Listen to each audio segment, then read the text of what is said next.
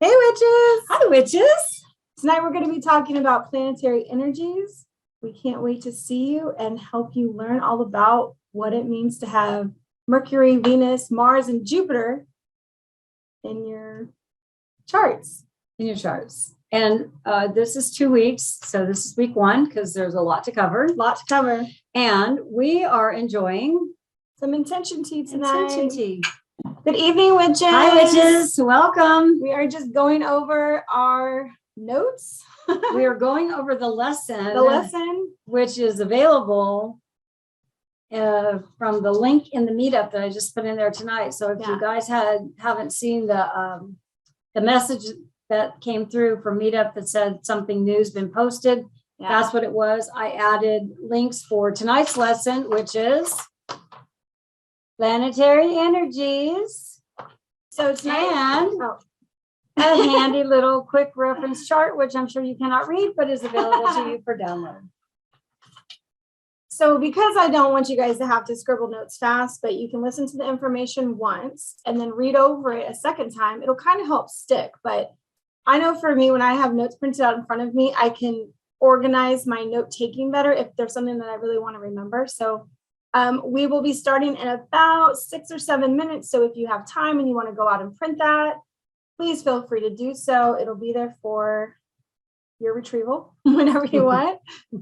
And the difference between this was like a quick cheat sheet. It's just a really small Excel document.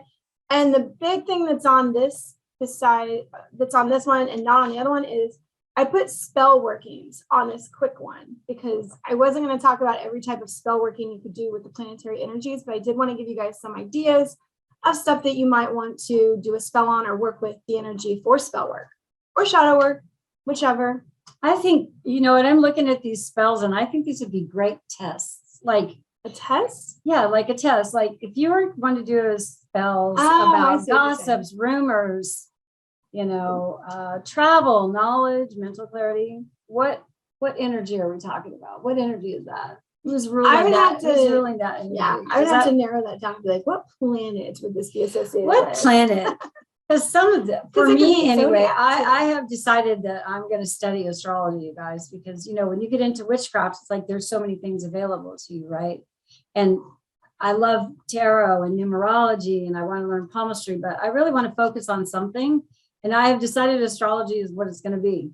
So now I'm hyper aware of everything astrology related. I joined like 27 or added all my interests tonight to Meetup. Oh man, for astrology stuff. For astrology, spiritualism. I changed all my.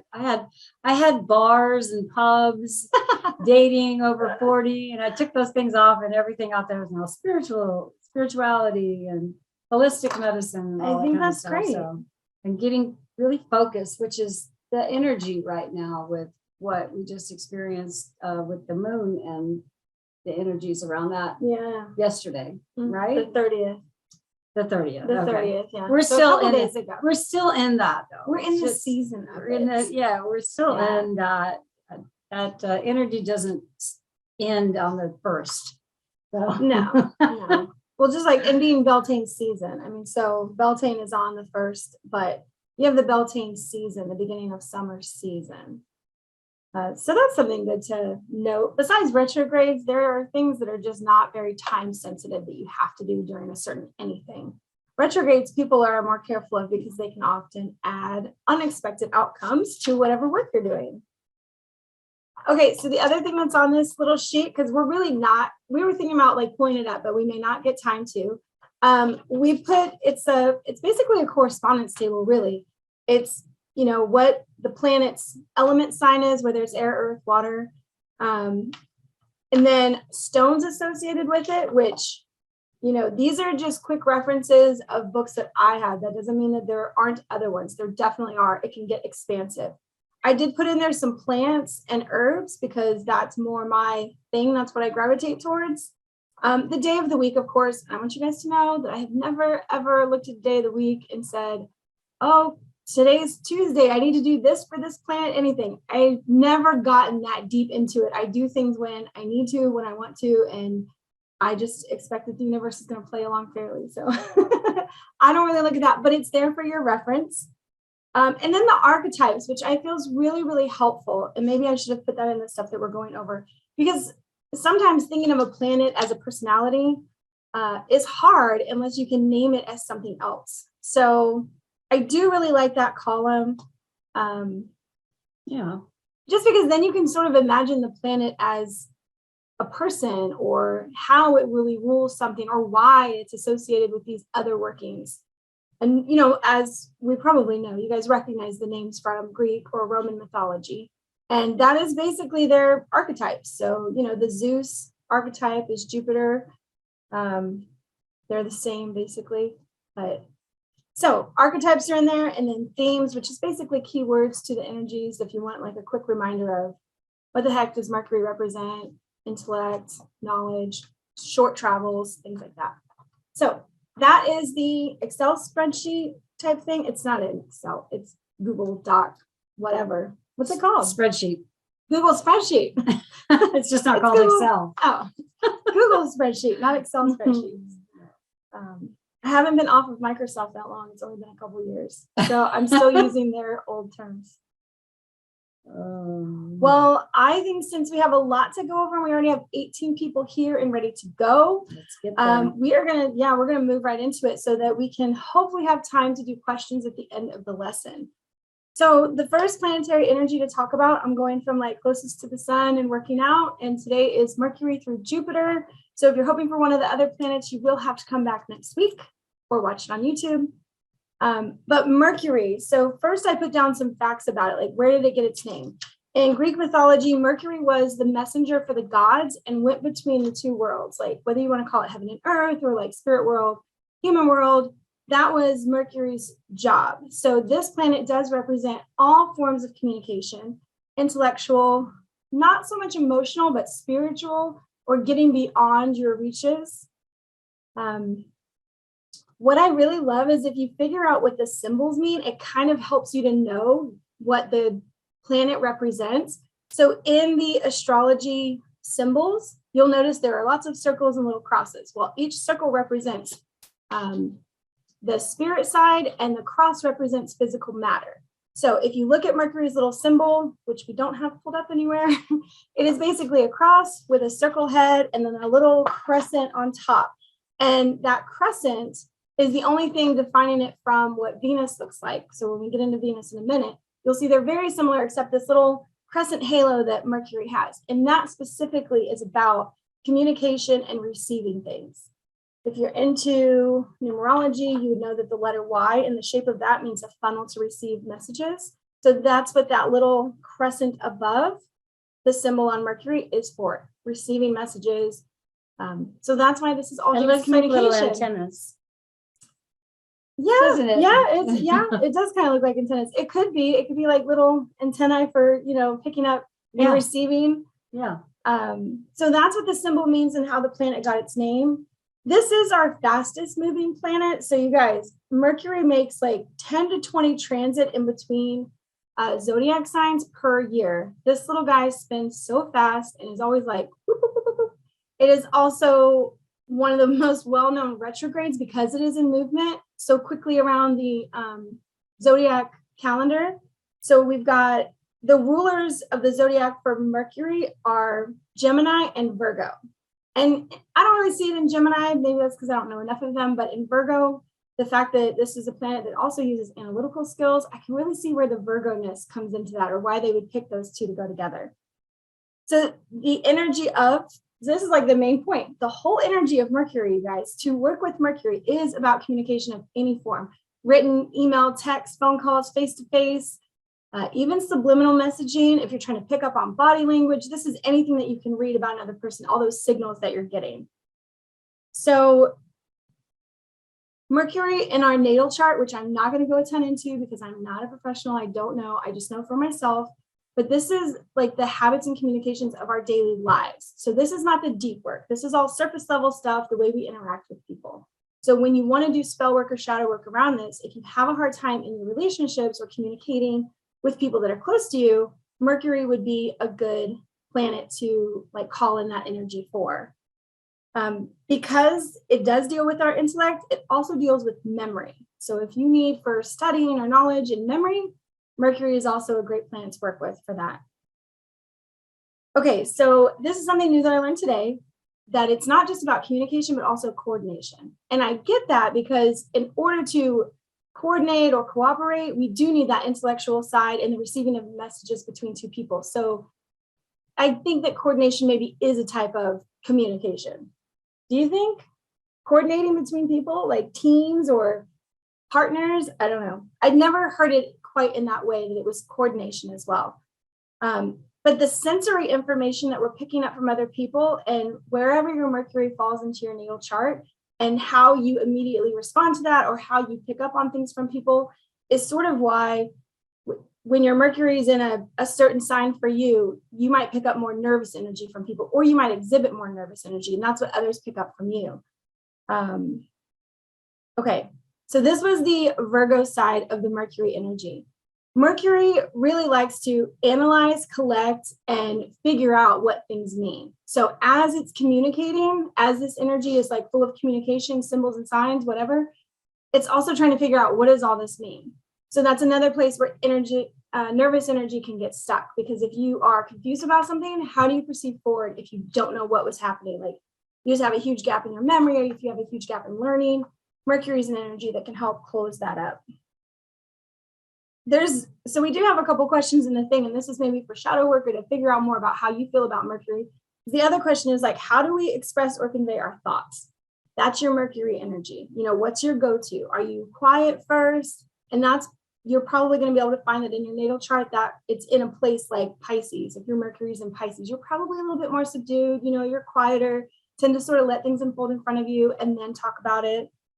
And then how do we approach others and information in order to learn or exchange ideas? So this is more about like schoolwork or knowledge or books, or the gaining that message so that we can pass on more to other people. So we did talk about retrograde for a second. Each of the planets, we're going to go through their retrograde sort of habits. So with retrograde for Mercury, which we all hear about too often, right? I mean, yes. It's always a post on Instagram, the next Mercury retrograde. It happens 3 times a year, roughly, for about 3 weeks. So you're going to get a chance to experience or work through Mercury retrograde energy several times a year, and even figure out if it does anything, if it disrupts anything in your life. Honestly, most of the time, I don't even know what's happening, because I'm not going, everything's breaking down. What the hell? I don't know what's happening. I never have to look up and be like, it must be Mercury in retrograde again. That doesn't happen to me as much, but it might happen to you. And now you can know to pay attention to it, to just see like, ooh, okay, when Mercury is in retrograde, I'm not going to plan that family reunion where we all have to get together and it turns out terrible because the communication is so bad. That's just one idea of how Mercury retrograde could be. You could use that calendar to avoid doing things.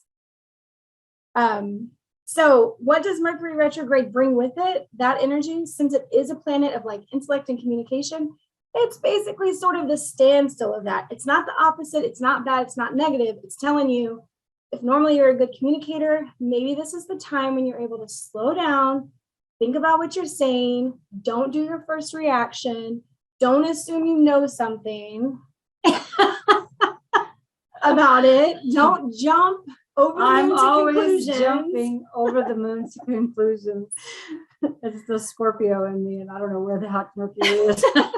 She doesn't know where her Mercury's at right now. It's over the moon. Oh, so that's the other thing. In the notes tonight, you guys, I have put in their links so that you can go, and you don't have to know your time of birth or anything. You will be able to find out where each of the 4 planets that we're discussing tonight is just for you, because this wonderful site called Cafe Astrology, or Astrology Cafe, now I can't remember which one Cafe it is. Astrology. Cafe Astrology. She has done all the work to list every transition from like 1910. Like, oh man, who are you still going back there for? But that's awesome.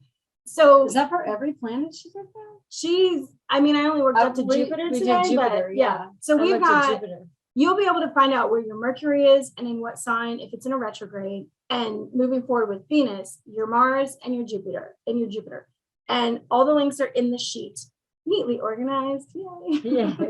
And then, well, I was gonna say, once you find out where your planet is, your Mercury, the next link in the paper is now, what does Mercury in Virgo look like? What can I expect from that sign? So I made it easy for you guys to get some good information about yourselves to help you become your highest self. That's our goal. That's the hope, that we help you grow. Yeah. Witches helping witches. That's what we're trying to do. Okay, so I jumped way ahead, but the little bit more of the Mercury retrograde that I want to tell you guys about is that when it's in retrograde, fact check more. Don't just believe the stuff that you hear and go with it and take it as truth. Like, do more fact checking. Anything that comes into your world, slow down in processing it, or don't make decisions too quickly on what you hear. So I just put to slow down, be direct when you're talking. Don't let other people misinterpret what you're saying. Sometimes when giving instructions, it's really good to say, okay, maybe it sounds kind of like a kid to parent relationship, but oh, can you repeat that back to me so I know you got it? So we're like, we're on the same page. Like numbers or addresses, information that you're handing out to people that's supposed to be helpful, that could turn out being really bad for them. They drive on the wrong interstate or, across the wrong river or something. So that's what I have for Mercury, and I'm going to hand it over to Kat for Venus. Venus, the planet of love and beauty. Venus is the goddess. So remember, Jayme was talking about those Greek or Roman, yeah. Greek or Roman gods. So Venus is the goddess of love and beauty. And because this planet rules Taurus and Libra, it affects two main areas of life: love and money, or more accurately, what we value and our sentiments and what makes us happy. The symbol of Venus, which is a circle and the cross, represents spirit over matter. Like Mercury, it represents spirit over matter. Okay, that's all I'm going to say about that. I'm not going to confuse you. I explained the other one. It's so similar to Mercury. It's just missing that crescent top. Okay, energies around this planet. Venus energy is about evaluating our experiences through feelings instead of thoughts. This helps us understand our attachment to others, including what we find attractive about them. Venus rules attractiveness, both the ability to attract and attraction to others and other things, not just other people, but things as well. Venus energy is harmonious and peacemaking. We find a need to be appreciated and to appreciate Venus. Venus rules, among other things, the arts, love and romance, beauty and the beautifying process, money, entertainment, leisure, sensuality, and comfort. All those really wonderful human experiences that I don't know about you guys, but I live for that stuff. I mean, that's Taurus all the way for Taurus, me. When I think about Taurus, this is we Taurus. We have a really good Taurus friend, and it's just so clear that this describes her so perfectly. Sensual, everything, pleasures, everything's about pleasure and beauty and beauty. Things need to be beautiful. Everything has to be beautiful. Okay, so retrogrades, once every 18 months or so. And what happens during the Venus retrograde?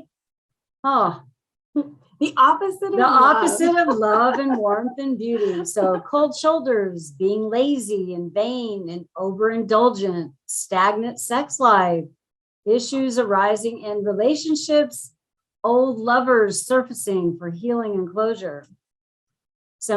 What do the questions mean? Are we supposed to answer those or ask those? So I just threw in some questions for either like shadow work or explore what you think about the planet in itself. So maybe you've never heard anything about Venus. Now you can start exploring, like, what does this planet energy mean to you? Would you ever work with it? Does it hold any relevance right now? So I just threw some random questions.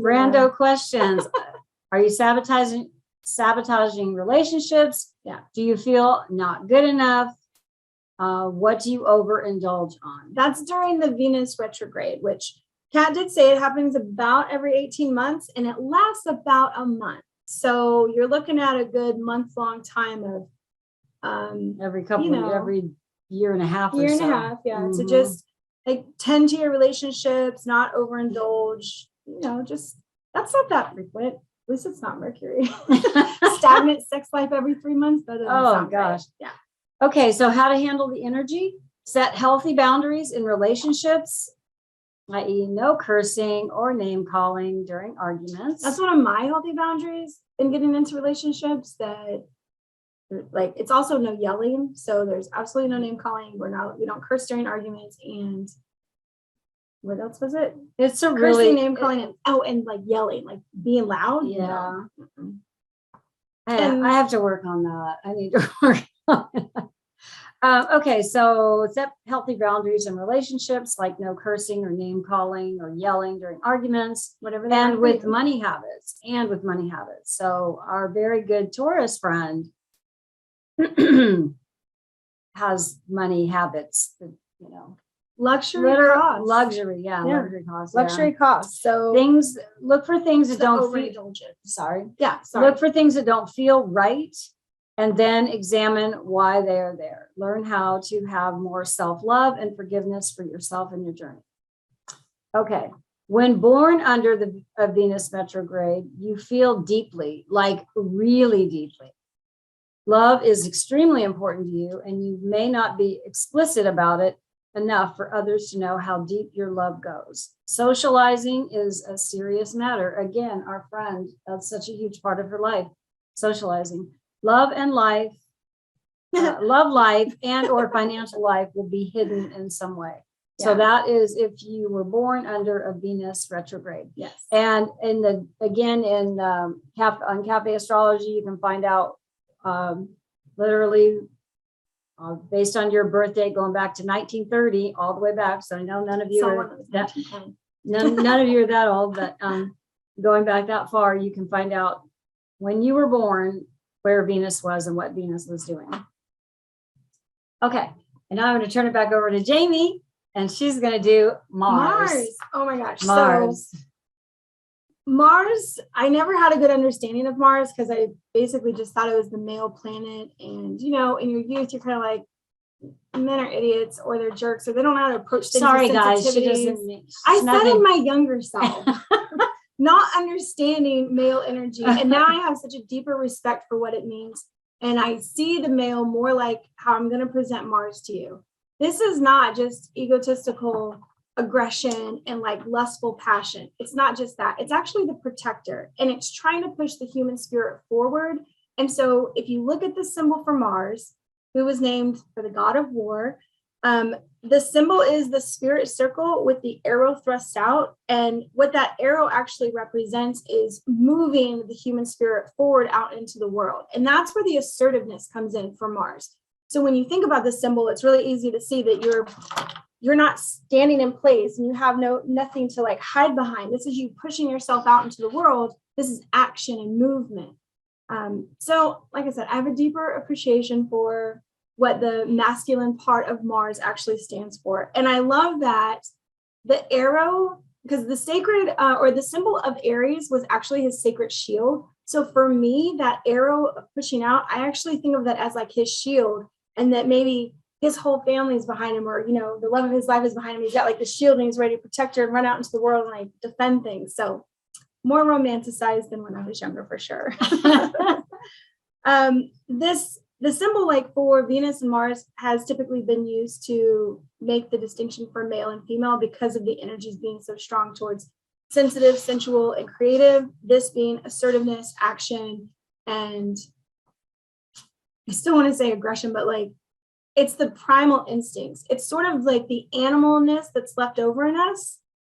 We're spirit and human, and that animal side, that instinct, is definitely what Mars is all about. So the energy here is a desire for action. So if you need more action in your life, if you are a procrastinator, okay, not naming names here, but if you're a procrastinator, you might want to invite some Mars energy into your life. It's physical energy. So it's not just action, but physical energy, assertiveness, and vitality. So this is the blood pumping through your veins when I think of vitality. This is like how alive you are, how alive you feel. It's independence and it's bravery. Again, it's like, the god of war with that shield, like ready to protect everybody. I'm going with protection, definitely. So our drive and desires, our enthusiasm and our excitement, it's about our basic sexual nature. So this is the need to procreate. This would be like the drive to just spread the seed. And bring forth life. Bring forth life, yes. To After keep the seed. to keep the human race going, to keep that energy, that vitality flowing and going. This is about protection and defending what's yours as well. So if you need a protector on the forefront of your life, you could put a Mars symbol on the front of your house to make sure that your house feels protected, that there's something there guarding that way.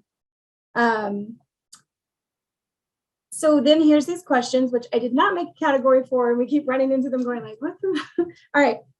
When you're working with Mars energy, ask yourself, how does anger show up in your life? Because this is dealing with basic instincts. So the way that you immediately respond to somebody, or if you get angry and what comes out after that, this is your Mars energy. This is wherever your Mars is in your natal chart, you're going to have that coming out or not coming out. Maybe you're really passive and people have been using you as a doormat for a long time, or your relationships are never equal because you're not assertive and you're not able to exactly say what you want. You expect them to know it. So if you pop off at the mouth at everything, is that pretty much? I mean, your Mars could be living in its ruling, zodiac sign. Well, and I am Scorpio, so Mars rules Aries and Scorpio. So I'm gonna have to look at that chart. Yeah, we'll be doing cat stuff tonight just to find out. I'm gonna be investigating. I have my chart pulled up. I have my natal chart pulled up, but I don't know. Now that I have this, I'll be able to go analyze it a little better. Yeah, a little more. Well, and these links will be super easy to find out and like pinpoint within a couple of minutes. Before it was like searching all over the internet for stuff, and we've gotten it really laid out so that you can go directly and find out exactly what you want. All right. So if it was, how does anger show up in your life? Next is, what's your gut reaction? Again, this is basic instinct or primal instinct. This is your animal instinct. And what type of experiences are you seeking? So this is also the planet of action and desire. What do you keep putting yourself out there to do? Or what do you feel like you're lacking? Maybe you want something and you haven't made the steps to get it. Using the Mars energy would be beneficial. So getting into the retrogrades, I loved this when I found out years ago. You know how they have that saying, terrible twos? Well, your Mars falls back into its original sign every 2 years. So that's when kids get their same Mars lined up with whatever. And that's why you can have some terrible twos, or you can have kids that are like super easy and then it comes out at 3. This is just because where their Mars falls in is displaced a little bit from their 2-year cycle. So every 2 years or so, Mars comes back full circle, and it's in retrograde for about 2.5 months. So every 2 years, 2.5 months. I have looked at some of my Mars retrogrades and seen the turbulence that it can definitely bring about. I mean, big life shifts, like moving states and like really the action. Think about the action going forward. Because I think my Mars is in water, so it's muted, where it's like died down a little bit. I need it to come back around in my regular spot so that I can take action and move and do things that I need to do. Okay, so when it's in retrograde, it might be really hard for you to stand up for yourself, depending on, again, where your Mars falls in your natal. But Mars retrograde makes people more passive, less assertive. So expressing yourself in a way that others can understand can be a problem. You could just want to shut down. You just don't feel like being assertive and like really getting your point across. And others could just have no patience and they're like, I'm not even trying to understand what you're saying right now. So expressing yourself and putting yourself out into the world. I love this one. Emotional outbursts are likely. I wrote that because this is a time when you're going to have those gut reactions. And if your thing is to just come off of being like, somebody who pops off at the mouth often, you might have more emotional outbursts during the retrograde than normal. You might lose a friend or two. I mean, you might do some sucking up after the retrograde.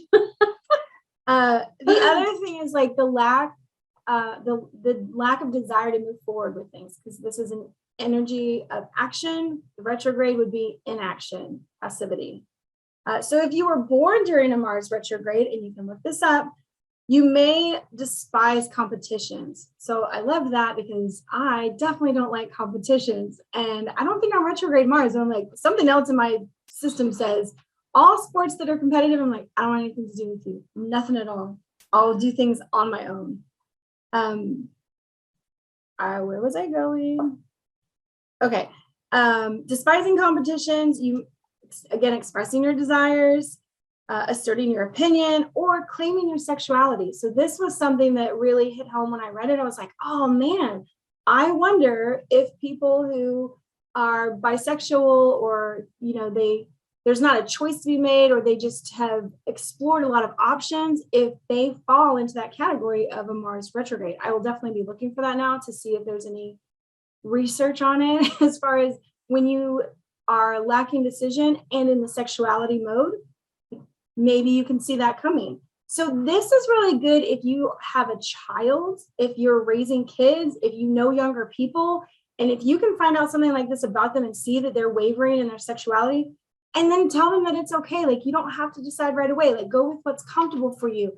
Decide for yourself later. Don't let anybody pressure you into it. Definitely explore options, but be around the right people. So also guide them into groups where people are going to be more accepting and not have them in places where you can't be open to whatever. So like that's Florida.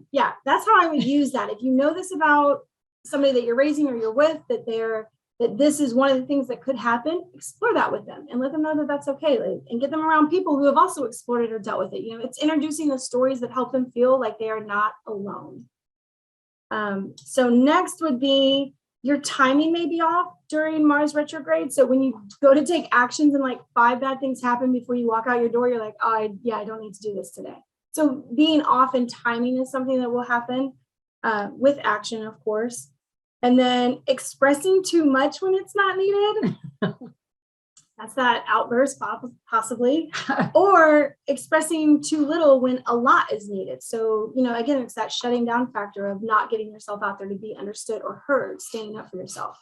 Assertiveness is not easy. I went through like 18 years of saying, I'm just going to let all this stuff go. And then when I'm an adult, it'll never happen to me again. And then guess what?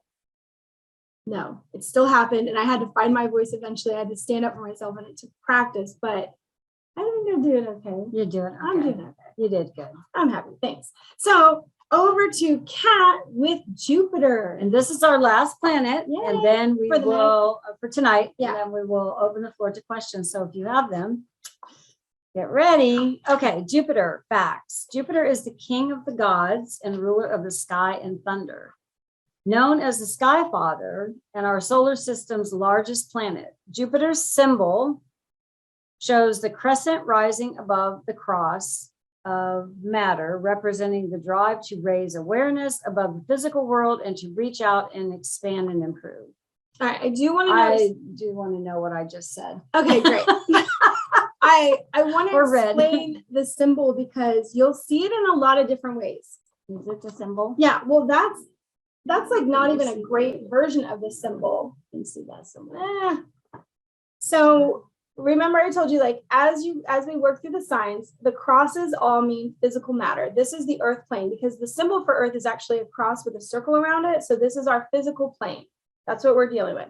When you have a circle, that's the spirit world. That's the heavens. That's, spirit, our souls. That's what that represents, the circle. When you see a crescent moon, depending on which way it's facing and what it's doing, this is going to be the intellect or the rising above or the receptiveness, the getting messages from the other side. And so in Jupiter's sign, if you guys look this up on the internet, you will see all the different ways people have made Jupiter's little symbol look really cute. Sometimes it looks like a 4. Other times it looks like a big swirly thing with, like a line, and it's all over the place. It's one of the least consistent. Yeah, like the consistency with Jupiter signs are off all the time. So that crescent is just meaning that it's rising above matter. So it's not completely out of matter, right? It's on this corner over here. You can see my finger wiggle. This corner of the matter, it's right here. And when it's over here, it's like it's pushing its way up and away from the physical matter. But it's not spirit. It's expansion of physical matter, of our mind, our intellect. It's growing. Okay. if we have questions about this more, we'll open it up. Okay. Hopefully I explained that the well. energy, the planet of plenty. This is the planet of plenty. Planet of plenty. Mental and spiritual growth. Jupiter energy seeks insight through knowledge. Jupiter energy is shown in the way we express our generosity and tolerance. This energy is where we find faith in the universe, how we go about improving lives, and how we build trust. This energy helps us expand our experiences and personality. This is the lucky planet, and when you embrace Jupiter, luck is on your side. So here's a few questions for some shadow work. How do you go about improving your life? What makes you more or less generous? How tolerant have you been up to now? I think tolerance is a true sign of how evolved people become. People who are very intolerant, I'm like, you are not as evolved as somebody who is really tolerant and not trying to persuade everybody that their way is right, or there's only one way, or this is happening. I think Jupiter is like the symbol for people moving out of religion and into something like spiritualism or witchcraft, or something that just allows you so much more expansion on your own time with no rules. Jupiter sort of symbolizes that for me. So I don't know if you said it yet. It used to be the ruling planet of Pisces, and then I got thrown to Neptune once Neptune was discovered.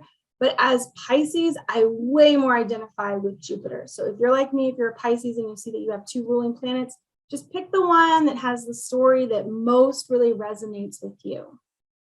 Okay, sorry. All right, so Jupiter retrogrades once a year for 4 months. That's a long time. I know. And so during this time, it's time to turn inward and look at your spiritual and philosophical introspection and reflection. This is a time to slow down and really work on what needs to be worked on. Addictions, bad habits, negative patterns. Now is a time to recognize and work on a solution. That is during the Jupiter retrograde. If you were born under a Jupiter retrograde, this tends to show up as having different or unusual perspectives, belief systems, or sets of morals, preferring to learn from your own experiences and reactions to them rather than from others, often not believing in luck. You are a planner who worries about your future or consequences of your actions more than others do. Some astrologers believe that a retrograde Jupiter in your natal chart means you're here to work on the goodness of your soul or spirit. Oh, I love that. How to handle this energy. I left it blank. That's awesome. You can almost deduce that from the questions that you have. I mean, this is a shadow work. This is definitely a shadow. At this time, what I see in Jupiter is when Jupiter's retrograde. I was thinking, I hope it comes during the dark half of the year when you're doing shadow work. Because it is the dark half of the year. But I don't know when it occurs. So however, Cafe Astrology does. Yeah, it's not like on point every single year at the same time. It's not. It does move. So all of my dates or months or whatever, it's all approximate within a year, 9 to 13 months or something like that. So again, this Cafe Astrology, man, all your stuff is free. It's a wonderful guide. The problem that you'll find, like anything, is that there's so much information, you just don't know where to start. So I made this guide for us so that it gets really easy at first. And if you want to go down a rabbit hole of any of these, you are more than welcome to. And she has done a great job of putting out so much information.